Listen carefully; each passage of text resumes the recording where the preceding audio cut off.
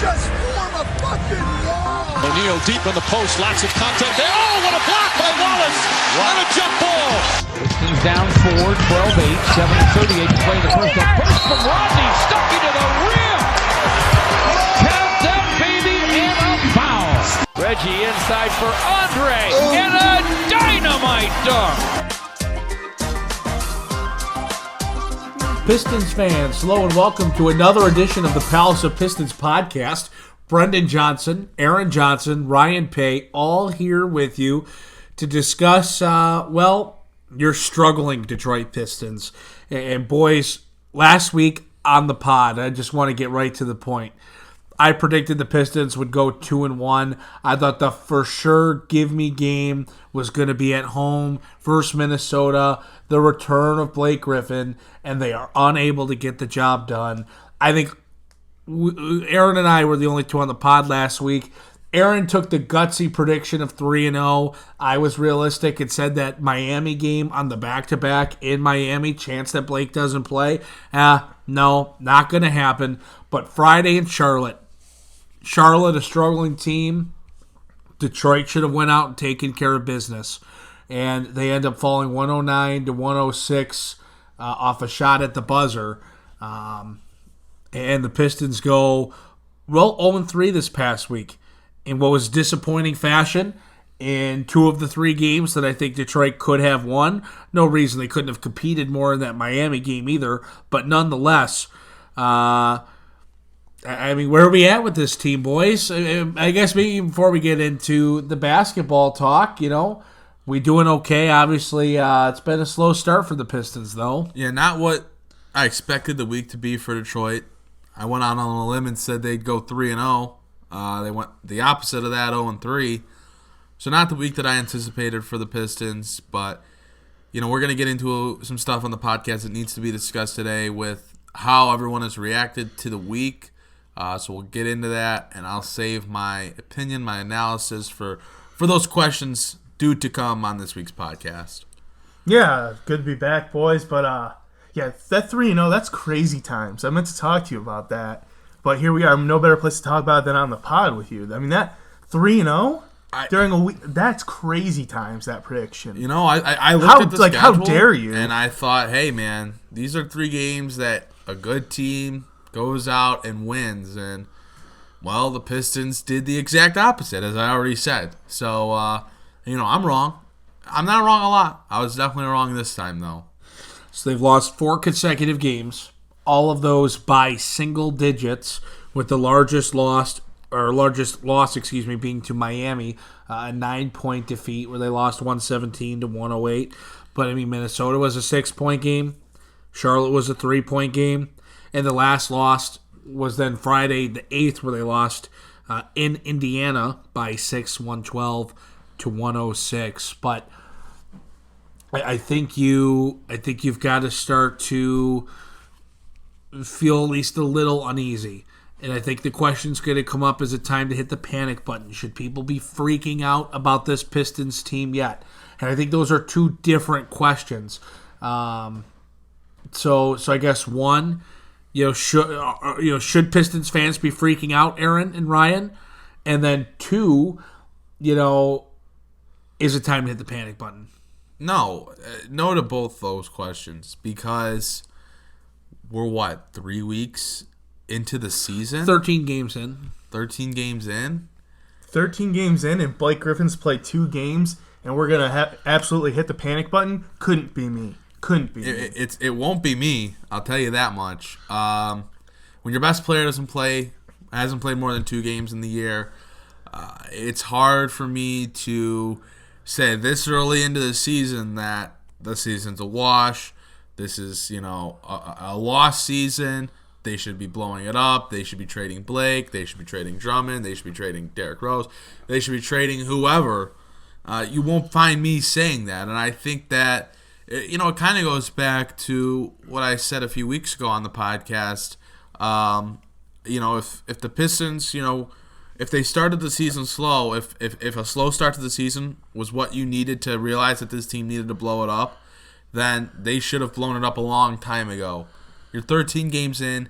just as teams have extremely hot starts to the season. I mean, I remember the Orlando Magic, I can't remember if it was last year or the year before, where they started off the year looking really, really good, were one of the top seeds in the Eastern Conference, and then kaput, they fell apart.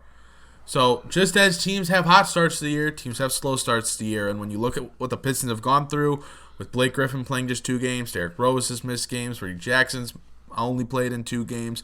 They've had other injuries. Now Tony Snell's down. They've had a ton of injuries right at the beginning of the year. They've played the most games in the league so far.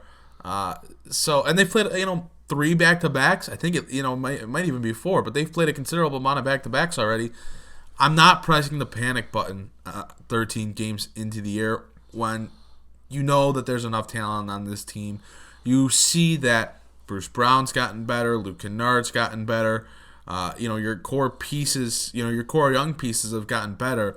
Once you're able to put Blake back into that, get Derrick Rose to build a comfort level with the roster in a healthy position, it's going to be a different ball club, and that's going to take time. Just like it was going to take time at the beginning of the year if Derrick Rose and Blake Griffin were on the court with, the rest of the guys that have been able to play the majority of the season so far.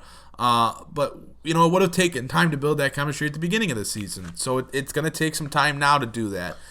So pushing the panic button, exclaiming that this team needs to blow it up, rebuild. Maybe they do. Maybe at the end of the day they really do.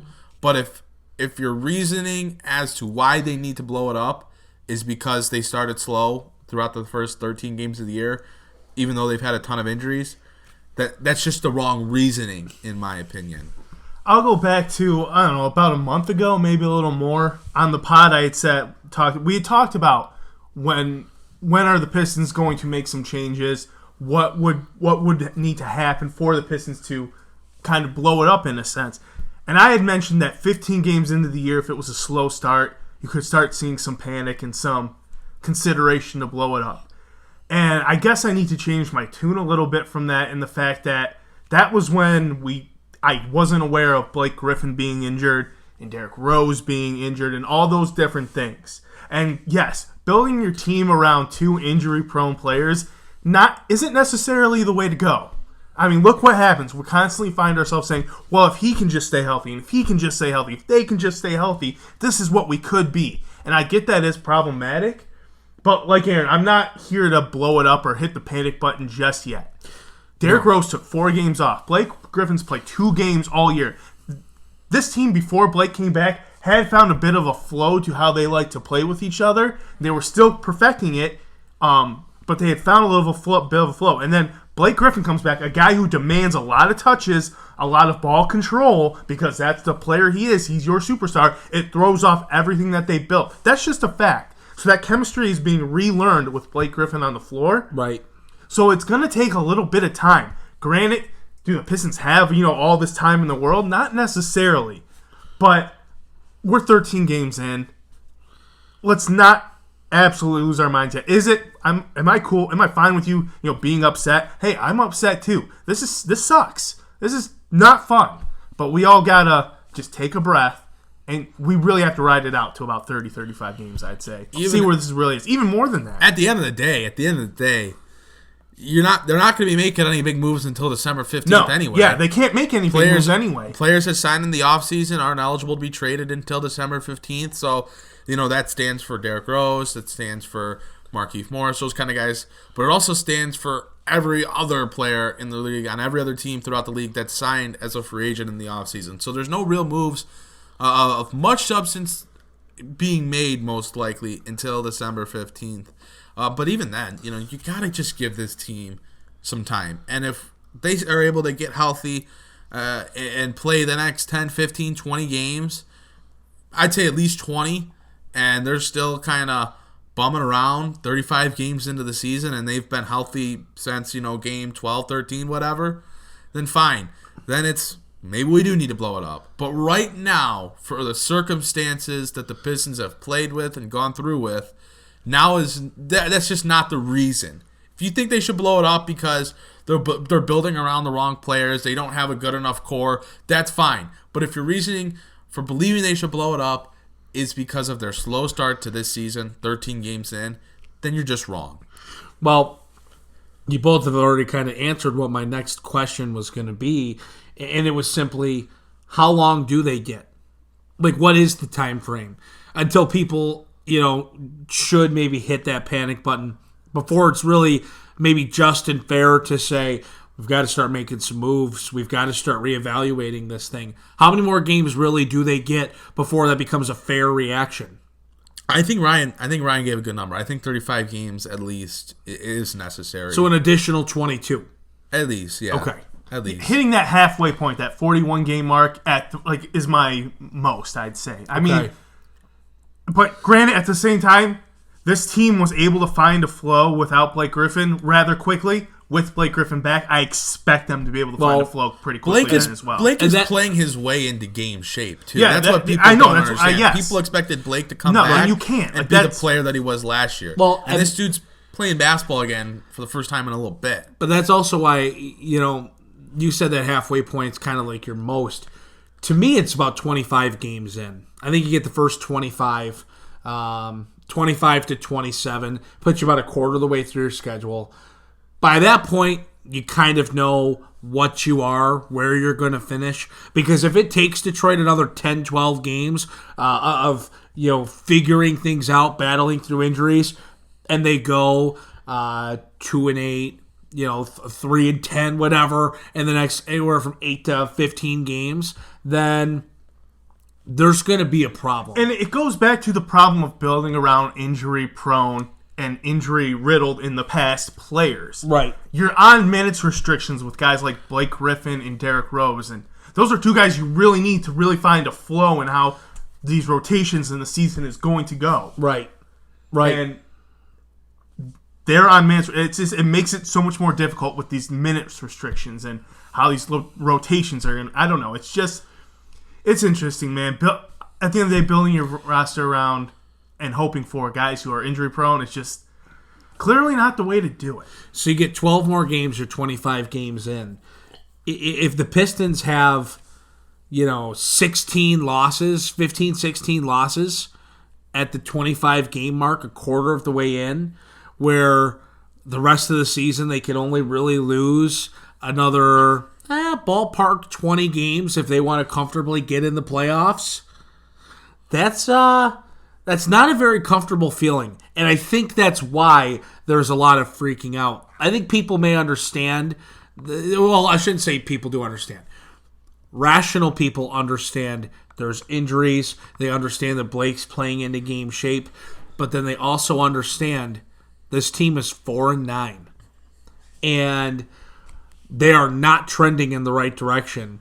And it's okay. How many more games do they get before all of a sudden they're at 12, 15, 17, 20 losses, and your season's kind of over? The good thing for Detroit is they get some time off until Wednesday, and the schedule for them, they play the Bucks, in the coming week, but the rest of the schedule's pretty light. They get the Hornets, who obviously they lost to in a buzzer beater, but that's a team that they should be able to beat. They get Cleveland, Chicago, teams of that nature that are on the lighter side of the league, the weaker side.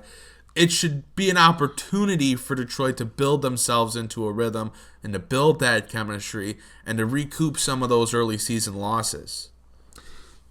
You talk about the schedule coming ahead, and you go to Chicago. Not easy to play, in Chicago, but at the same time, it's a manageable game. You get Atlanta, who struggled. Yes, you go to Milwaukee. You could scratch next Saturday as a loss at Milwaukee. But beyond that, the Pistons should be able to figure out a way to win the next, 4 out of 5? They're playing winnable games. That's the thing. They're playing games that they can win. We've talked about winnable games already on this podcast so far, and it hasn't worked out well. That's also true. That's also very true. So you can't expect anything right now. Don't expect wins. Don't expect losses. Just ride it out.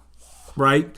And what's the words of comfort here? What's the words of like how long though can you believe this and buy into this?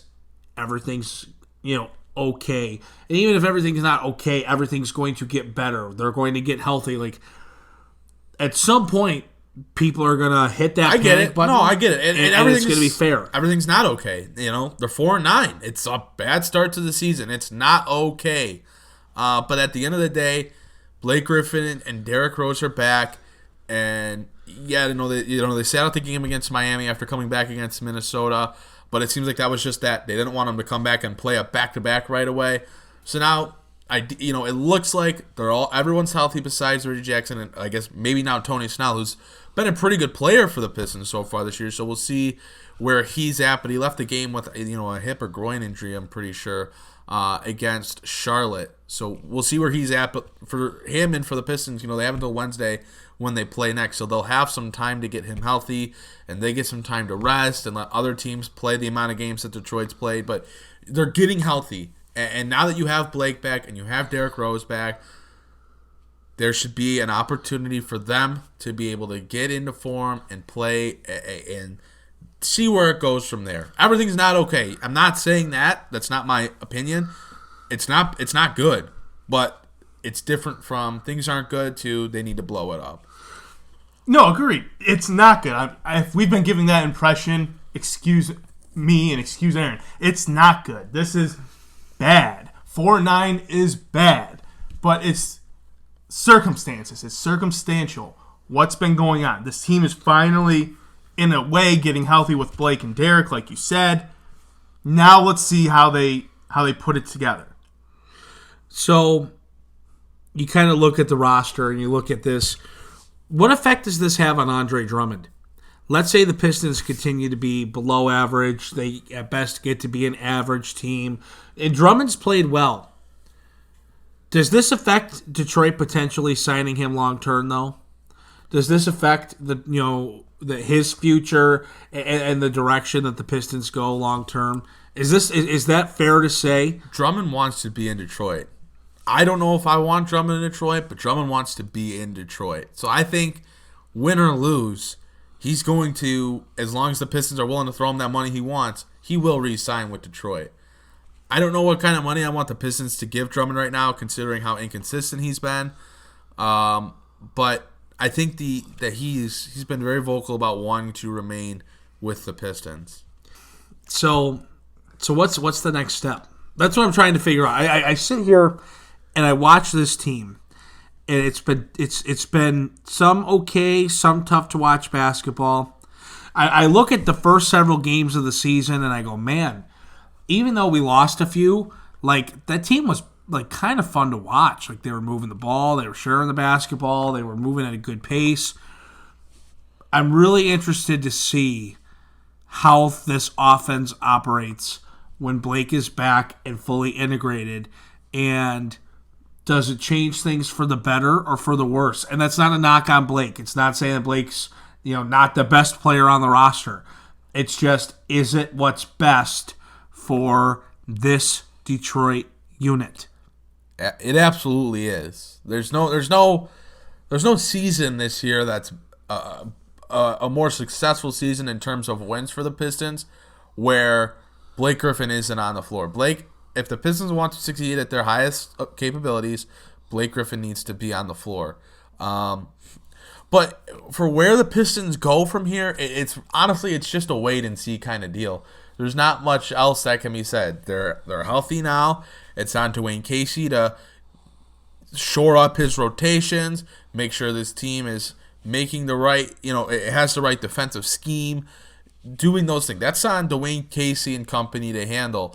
But for the talent-wise, Detroit is healthy, minus Reggie Jackson. They have their best player on the court. They have another key player in Derrick Rose back on the court. Now we just kind of have to wait and see, and you have to be a little bit patient and give them time to play basketball. Brendan, earlier you were mentioning about silver linings and what's some possibly good news. Some good news would be that your younger players are actually developing. Guys like Luke Kennard, Bruce Brown. I mean, Luke Kennard, I think, looks fantastic. He does. Does he still have some moments where it looks like the confidence is waning a little? Sure. But he looks fantastic. Bruce Brown has found himself at point guard. That's a point guard. that is not a shooting guard.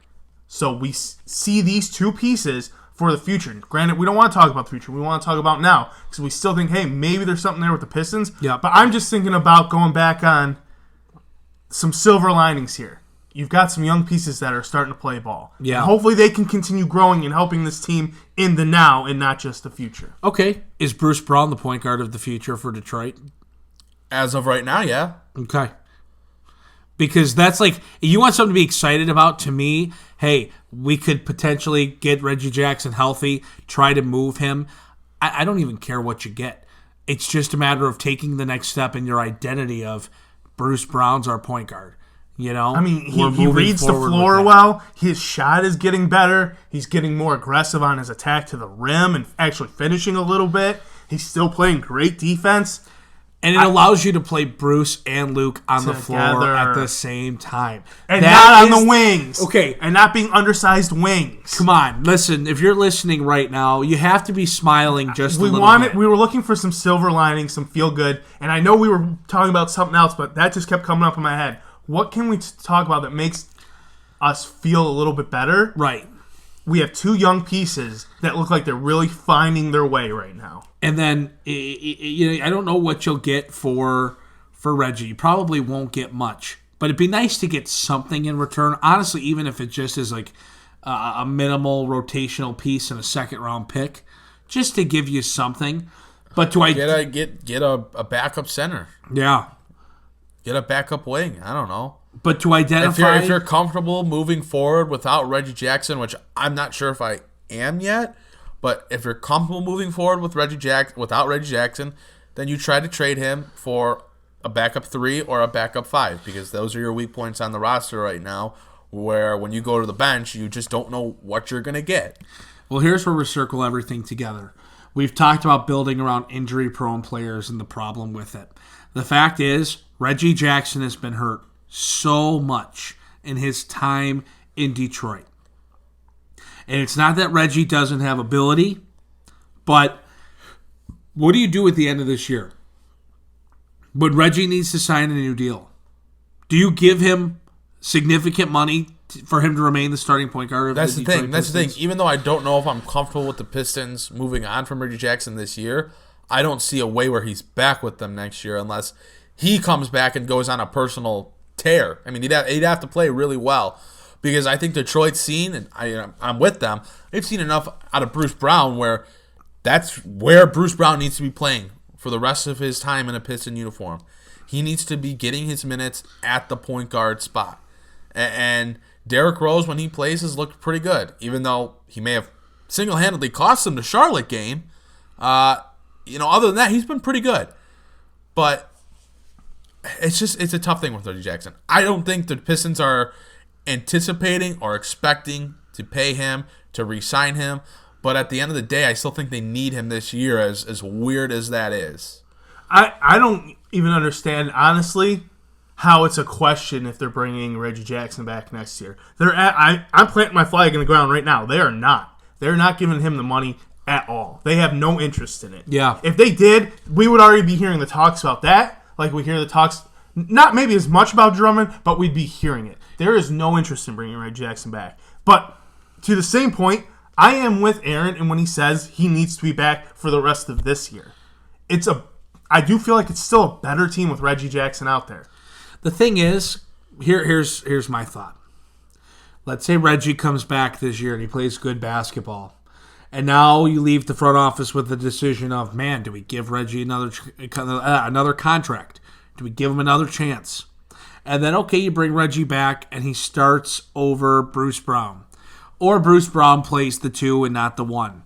Now Luke Kennard doesn't start, or Bruce Brown doesn't start, or what are you doing giving money to Reggie Jackson when you have D. Rose and you have Bruce Brown, and you maybe have a guy like Jordan Bone that can come up and be a third point guard for your roster? I just don't see a future I don't see a future where the Pistons are offering Jackson. So my point then becomes, I don't want that to even be a thought. I don't.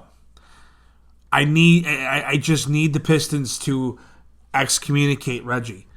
It's not personal. It's not. It's not that Reggie can't play. He could go somewhere else and be successful, I'm sure.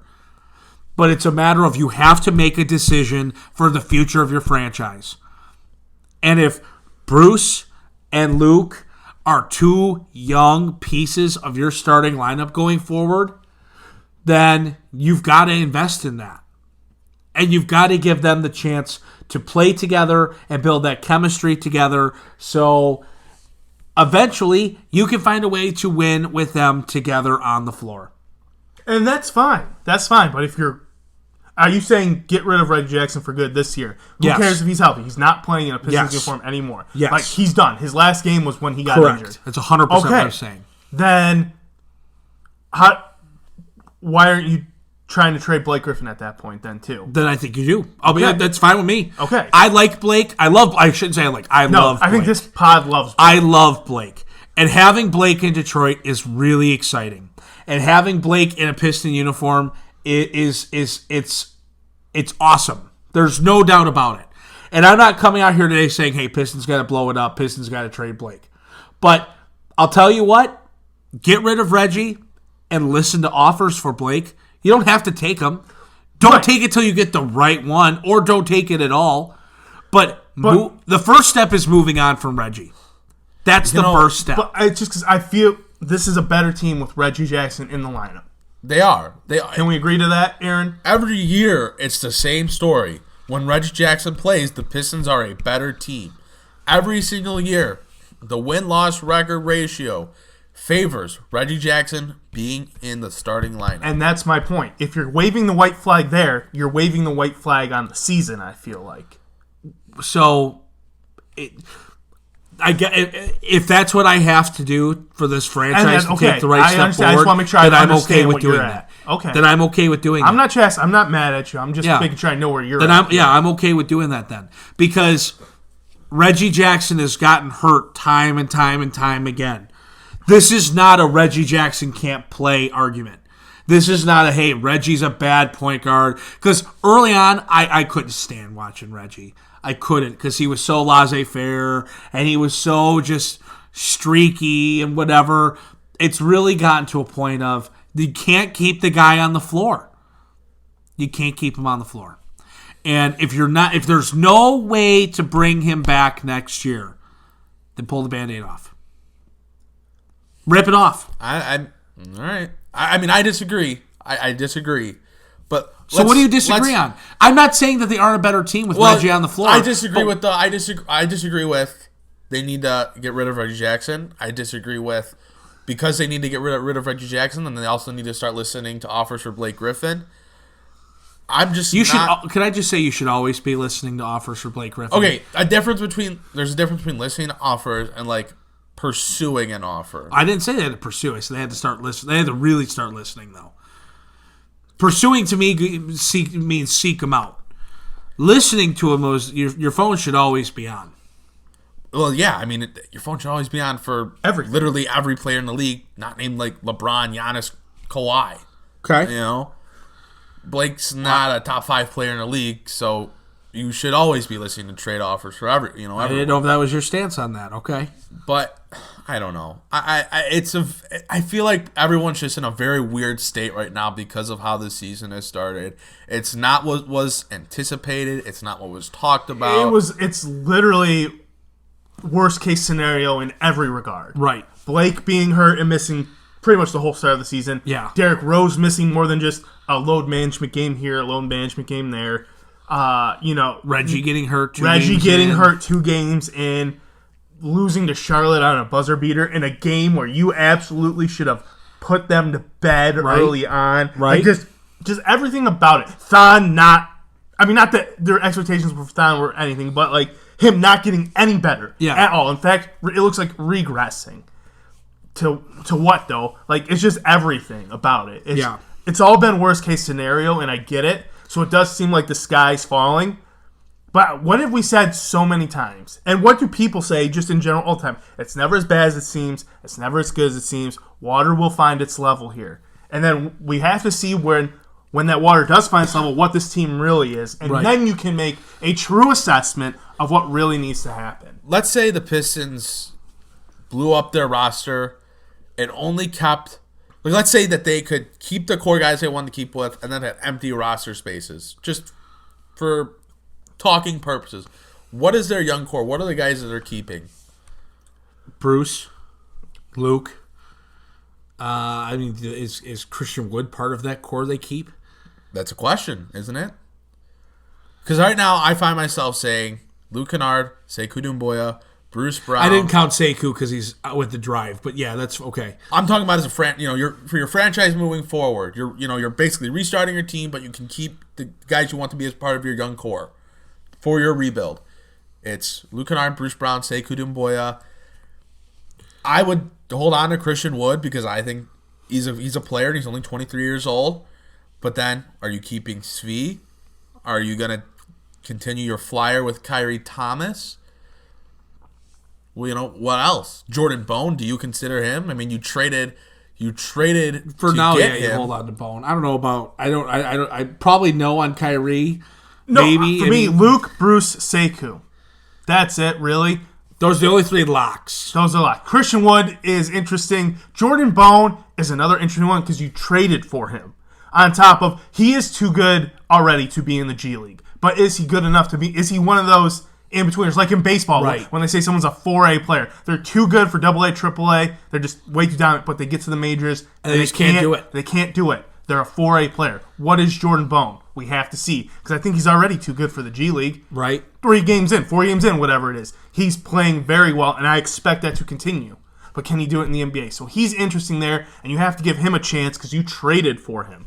But after that, you've got the 3 locks and the 2 maybes. Svi's expendable, Kyrie's expendable. Yep. So what's this lead to? I don't know. I'm just curious because we've talked about, blowing it up, restarting, and I'm just curious what your core going into that rebuild is. And yes, but you trade Blake, you trade Andre, you get young pieces or picks back, of course, obviously. But I'm just curious what you feel like the Pistons have moving forward in that direction. So I want to go back to my Reggie point for a minute because Aaron, you made a couple comments how you disagree, and I just want to figure out how far along we agree and where that fork in the road is. So, I think we both agree this team today is better with Reggie Jackson on the floor than not on the floor, correct? Yes. And we also both agree that Bruce Brown has solidified himself as a point guard for the Detroit Pistons, correct? Yes. So, at the end of this season, we feel it's the best move for Detroit to move forward with Bruce Brown, Derrick Rose, and then whether it be Tim Frazier or Jordan Bone to be determined as your third point guard. But Bruce Brown should move forward as the starting point guard of the Detroit Pistons. Yes or no? Yes, if Bruce continues to get better, because he's not been. That's okay. I'm with you. Let's say he could, on the assumption that yes, he maintains this level of where he's established himself as a point guard, and then he's proven he can do it. Yes. Okay. So that would then also lead us to agree that there is no place for Reggie Jackson on the Detroit Pistons, so that he will not be brought back next season. Correct. So where do we disagree on, hey, why would we stick with Reggie Jackson right now if, as long as Bruce maintains, why would we and we're not going to bring him back. Bruce has to continue to get better. Bruce has looked good in some games. He's also looked lost in others. He's got to continue to grow and continue to get those reps, which he's getting right now at point guard.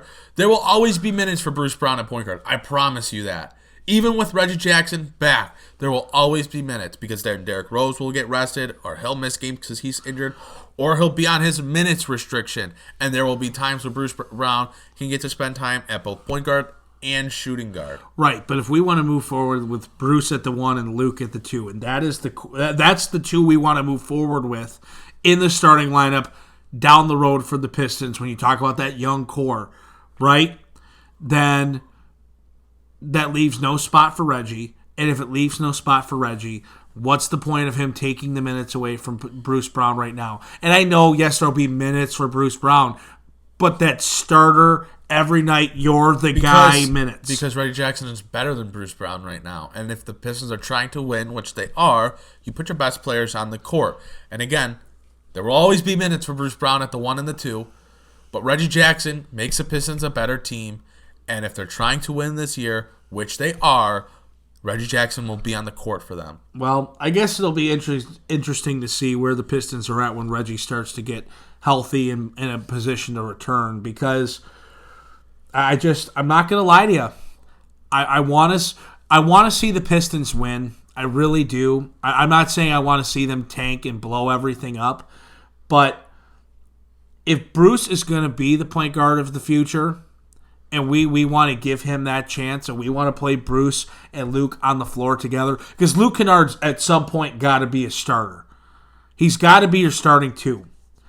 And if he's got to be your starting 2, then Bruce has either got to go or he's got to be your starting point guard.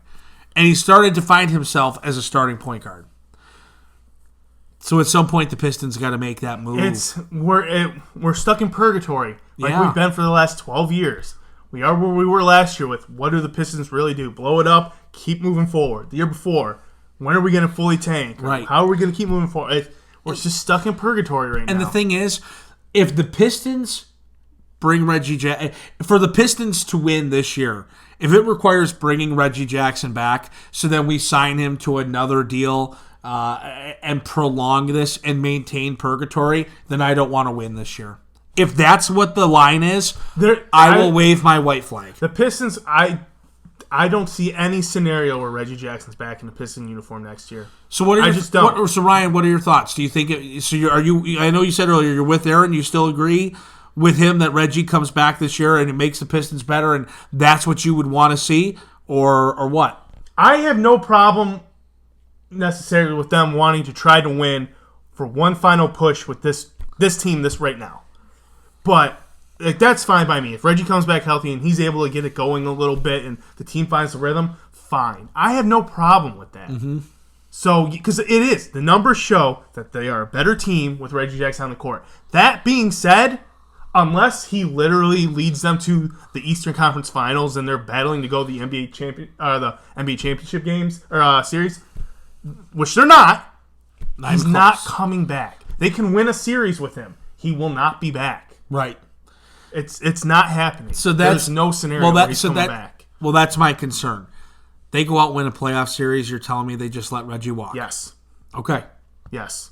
If this front office is not sold on him, they haven't been able to move him because there's not takers for him. If that's the case, I'm on That's board. not being said publicly, and this is not me hating on Reggie Jackson. I very much like Reggie Jackson.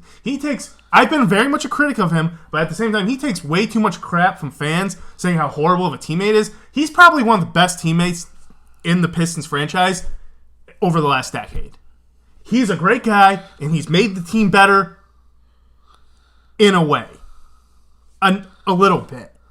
But they're not moving forward with him. Right. They're just not. Well, so I'll buy into, hey, if Reggie Jackson comes back, makes the Pistons better, they compete this year, they get to a playoff series that they competed and or win, but they're not bringing him back at the end of the year, like Reggie is gone, I could be all over that. But the fear for me is that Reggie comes back. What has this front office done that makes you fear that they're going to make that call? Maybe they haven't done anything, but maybe it's Blake says, I want Reggie. Maybe Blake Why would realized... Blake do that? Why would because Blake say that? Maybe that increases his short-term chance to win in Detroit. Blake Griffin's smart. We've talked about this. He is. We've talked about this too much. But Blake also wants to win. And if the Pistons are a better team with Reggie Jackson, Blake wants to win. Blake's not looking at 5 years down the road for the Pistons. No, he's not. You're right. His window is the next 2 years. I'm positive, and it's nothing against Detroit. If that's where his is, I want to win, like where that is at for him, he's just going to ask for a trade. Yeah. He's going to put it And out I hope there. that he's smart enough to realize, Reggie's not the difference of an NBA Finals or a second-round exit for this team. It's the difference of a playoff series, or it's a difference of the second round or not making the playoffs. You know what I mean? That's the difference.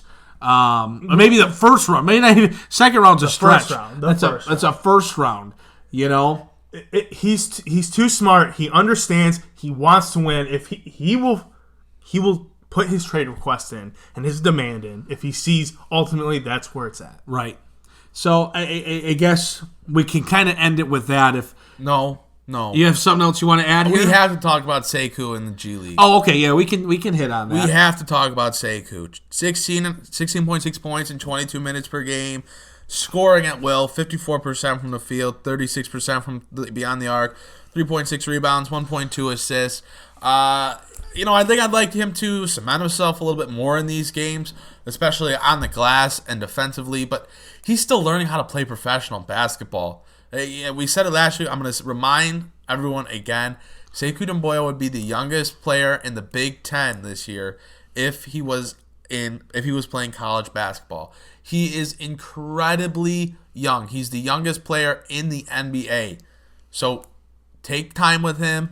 Give him a chance to develop. He's looking good. He's showing some things off. He's going to continue to get to go down in the G League and perform and get reps. And I'm very happy that this is the route the Pistons are taking with him. And they are letting him go down in the G League and letting him play games rather than holding him up with the main roster and not letting him get reps and letting him sit on the bench like what would have happened under Stan Van Gundy. Again, it's just another thing that shows the new regime has their heads a little bit more screwed on in that kind of regard. If anything, this Sekou stuff in the G League should be giving everyone hope.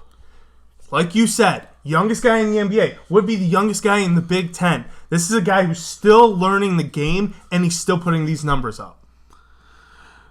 It's hopeful. He's still very raw, and there's still a lot of work. And yes, we do want to see him cement himself more in these games. Absolutely. But he's everything about it. New country, new language, youngest player around, all of it. 5 years playing the game of basketball. There's so much hope here with this guy. And they're handling it so well. If he can figure it out, it's going to be so exciting. Shout out to Jordan Bone, too. My guy's averaging like 23 and 10. Like I said, with Jordan Bone, he's not going to be in the G League next year. Maybe he finishes the year out this year, sure, just to keep getting the reps and all that. But he won't be in the G League next year. There'll be a spot for him on this roster. Well, not if you have Reggie back. Jesus, Brendan's Jesus. Every podcast, I think we're just going to talk about Reggie Jackson being on the Pistons this year and next year for 40 minutes. I think that's just what we're going to do every podcast. I just had to, and I had to say it. But no, the Sekou thing's really exciting because it's going to take time. And I what I'm thinking is people are going to start going, well, let's just get Sekou up. I just want to see it. No, you can't do that. You don't want to rush him up. But it's very, very optimistic to see what he's been able to produce in the G League this year, and then Jordan Bone as well. And you never know. I mean, let's say there's more injuries to D Rose, whatever. Jordan Bone could spend some significant time up with the Pistons this season. Yeah. I mean, there should be opportunities with the way the roster is constructed and the injuries that happen. There could be an opportunity for Jordan Bone. But that's not what I'm holding out for. Bruce Brown should get minutes, and then you hope you have one of your other 2 point guards healthy in Derrick Rose and Reggie Jackson. But other than that, just give this team some time to figure it out. Let's not be pulling the fire alarm after 13 games. The only thing I want to say to add and finalize your point there, people have been waiting a long time for the Pistons. They've been waiting for this core, the Reggie, Andre, Tobias. Then you move on, you have the Reggie, Andre, Blake. And I know that we're still moving along, and you can't expect the world. But in fairness, people have been waiting a long time. And we've been saying for a long time, hang tight. It's coming. It's coming. So to get a little restless, to get a little uneasy, I very much understand. I think the big message is, just keep a little hope. Keep a little hope. It's okay to be frustrated, but keep a little hope. Things at some point, I think Ryan said it best, it's never as good or as bad as it seems. The water will level. And when the water levels, we will know. We'll know where we stand. We'll know where we're really at, and if Blake Griffin will still be here by the end of the season. We'll know. So stay patient on that front. Stay hopeful. And let's see. I mean, the Pistons have some winnable games on the schedule coming up, but they've had a few winnable games on the schedule the past couple weeks that have not gone their way. So we shall see what the Pistons are able to do. But currently sitting at 4-9, hopefully a little bit better when we're talking with you next week. Until then, before you go, be sure to like, rate, review, subscribe to the pod. Check out palaceofpistons.com. You can find us on YouTube, Facebook, we're on Twitter at Palace of Pistons, Instagram at Palace Pistons. You can follow Aaron on Twitter at AJohnsonNBA, Ryan at Ryan Paye, myself at Media Brendan.